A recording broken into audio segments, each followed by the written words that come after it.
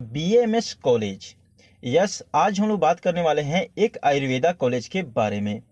एक ऐसा आयुर्वेदा कॉलेज जो कि कुछ ही समय में one of the best Ayurvedic college होगा in India. Yes, we are going to talk about Guru Gorakshnath institute of medical sciences, the faculty of Ayurveda. यह कॉलेज उत्तर प्रदेश स्टेट में गोरखपुर जिले के सोनबरसा बलापार रोड में स्थित है। यह कॉलेज ऐसे व्यक्ति के अंतर्गत चलाई जाती है जो कि न केवल इंडिया में बल्कि विश्व में भी उनका नाम प्रसिद्ध है।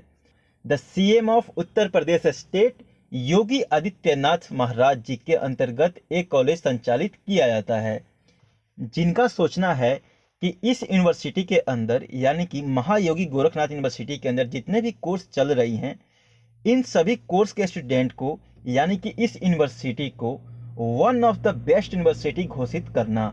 तो फ्रेंड्स, आप ऐसे ही समझ सकते हैं, जिस कॉलेज का चांसलर खुद सीएम हो, वो भी योगी आदित्यनाथ जैसे सीएम, तो फिर आप सोच सकते हो कि इस कॉलेज का क्या रुतबा होगा।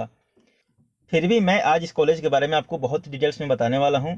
उससे पहले चैनल को सब्सक्राइब कर लें और बेल आइकन को प्रेस कर लें, क्योंकि मेडिकल फील्ड से जुड़ी जितनी भी जानकारी रहती है या फिर काउंसलिंग से रिलेटेड जितने भी अपडेट्स होती हैं, मैं यहाँ आपको टाइम टू टाइम अपडेट करते रहता हूँ।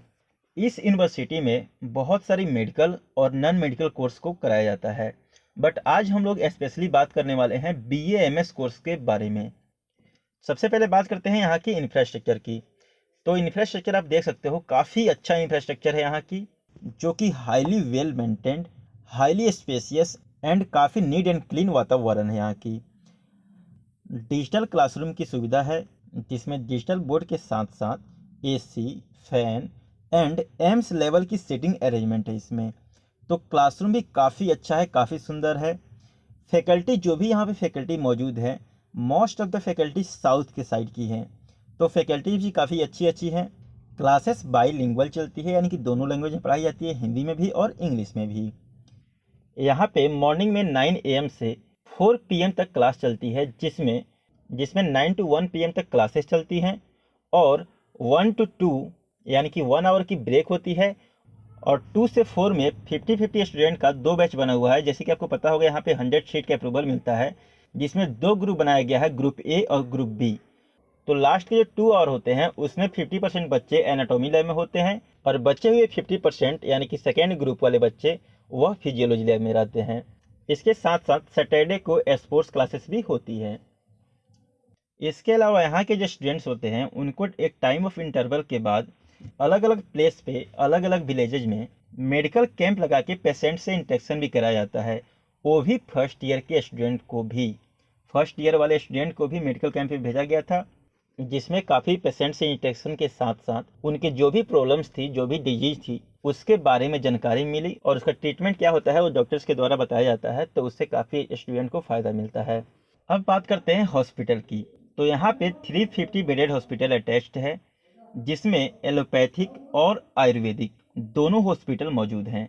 एक ही बिल्डिंग में एक साइड एलोपैथिक इलाज चलती है और दूसरे साइड आयुर्वेदिक डॉक्टर बैठते हैं, जो कि आयुर्वेदिक ट्रीटमेंट देते हैं। इसके साथ साथ आईपीडी में भी आपको बहुत सारे पेशेंट एडमिटेड मिल जाएंगे।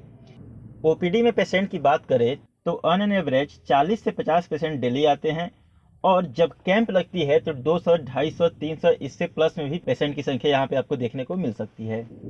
इसके साथ साथ इस कॉलेज से जुड़ा एक और हॉस्पिटल है जो कुछ डिस्टेंस पे है, जिसका नाम गुरु गोरक्षनाथ चिकित्सालय है, और वह एक मॉडर्न हॉस्पिटल है जहाँ पे डेली के 1500 से 2000 के अप्रॉक्स में पेशेंट आते हैं और अपना ट्रीटमेंट कराते हैं। साथ ही साथ यहाँ पे ब्लड बैंक भी है, तो यहाँ के स्टूडेंट्स को प्रैक्टिस के लिए उस हॉस्पिटल में भी भेजा जाता है। यानी कि क्लिनिकल एक्सपोजर के मामले में काफ़ी सही है कॉलेज। अब बात करते हैं सबसे ज़्यादा पूछे जाने वाले क्वेश्चंस, क्या यहाँ पे कैडेवर मौजूद है, यानी कि डेड बॉडी प्रैक्टिस के लिए मौजूद है या नहीं है। तो यहाँ पे कैडेवर मौजूद है, और एक नहीं 4 कैडेवर मौजूद है। इवन यहाँ पे 5 कैडेवर लाया गया था, जिसमें से एक कैडेवर बहुत ही खराब हो चुकी थी, जिसके वजह से उसको डिस्पोज कर दिया गया, ताकि कुछ मंथ बाद उसके जो भी बोन्स वगैरह होंगे उसका यूज किया जाएगा स्टडी मटेरियल के रूप में। तो आपको ही पता है, मोस्ट ऑफ द कॉलेजेज में, मेनली बीएमएस कॉलेजेज में कैडेवर बहुत ही मुश्किल से मिलता है। कुछ ही कुछ कॉलेज होते हैं जहाँ पे कैडेवर होता है, बट यहाँ पे 4 कैडेवर आपको मिल जाएंगे।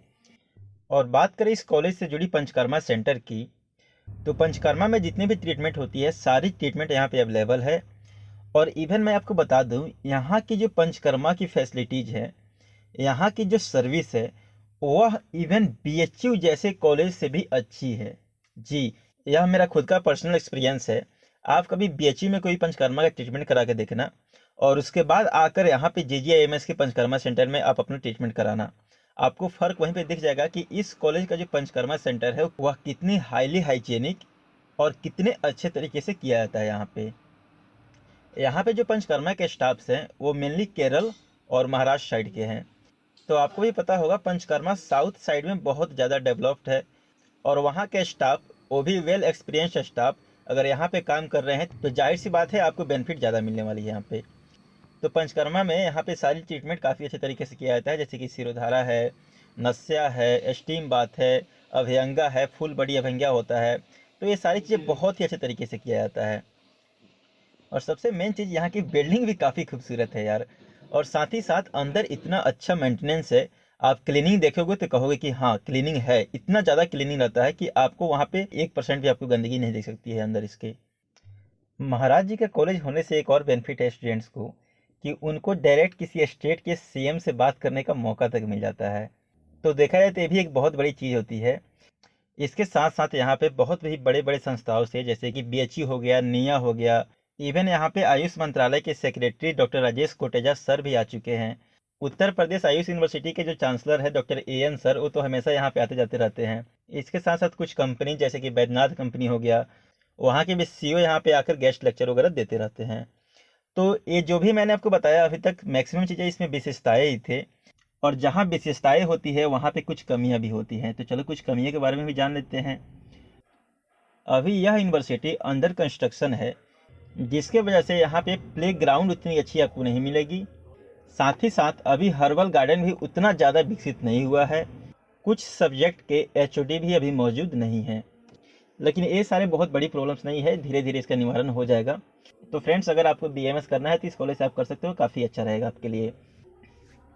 और धीरे धीरे इस कॉलेज का स्कोप और ज़्यादा बढ़ते ही जाएगा, कट ऑफ भी बढ़ते जा रहा है। पिछली बार कट ऑफ कम गई थी, लेकिन इस बार कट ऑफ बहुत ही ज़्यादा जाने वाली है। तो आज के लिए इतना ही, काफ़ी लंबा वीडियो हो चुका है ऑलरेडी।